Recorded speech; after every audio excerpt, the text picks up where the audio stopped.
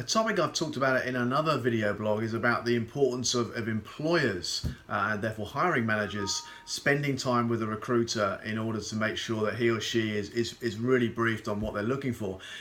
I guess it's probably obvious, but I'll say it anyway. It's also, of course, really important that candidates and job seekers are prepared to spend some time with a recruiter in order to make sure that he or she is really able to work well for you.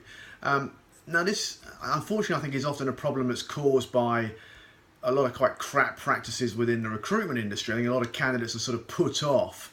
They assume, because either they've had a bad experience themselves or they've heard from someone else who had a bad experience, that there's no point spending time with recruiters. They're all going to waste your time. They're going to make you jump through a load of hoops, fill out a load of paperwork, drag you across town to their flashy office building, and then nothing ever really comes of it, and you realise looking back with hindsight it was a waste of time. Now, look, I dare say these things do happen sometimes, but the reality is, however you choose to spend time, and obviously different recruiters and different candidates will want different ways of doing that. I mean, I'm a big believer in face-to-face stuff.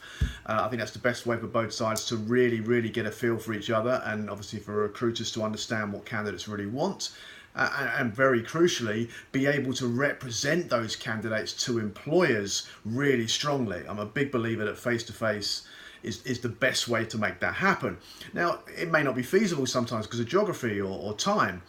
So look, video catch-ups, using video technology as I am here today, is another probably very good way of almost the next best scenario.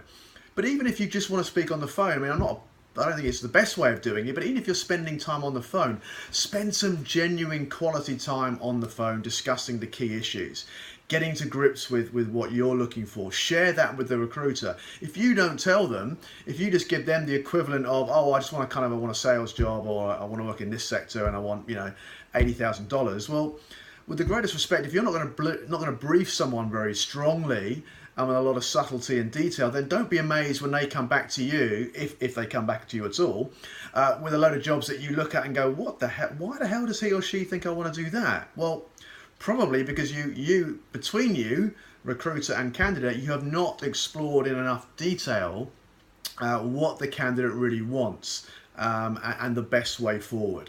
So look, it sounds really obvious, but if you don't put any time in, you're not going to get a great outcome. If you do put time in, A, you will get a great outcome. B, if that wasn't going to happen, you would twig that quite quickly. You'd realise that this recruiter's not very good. Well, if that means that you spend 5 or 10 minutes on a phone establishing that they're not worthy of a trip across town or any great effort on your part, well, then that's still a good use of your time. You've saved yourself, the couple of hours you may have spent doing exactly that. So invest a bit of time at the right moments and you will get a lot more back from it, I promise you. And I'm not just saying that because I am a recruiter. It's to everyone's advantage if everybody concerned genuinely commits. So please do that. That will be a big help for all of us. But most importantly, it'll be a big help for you.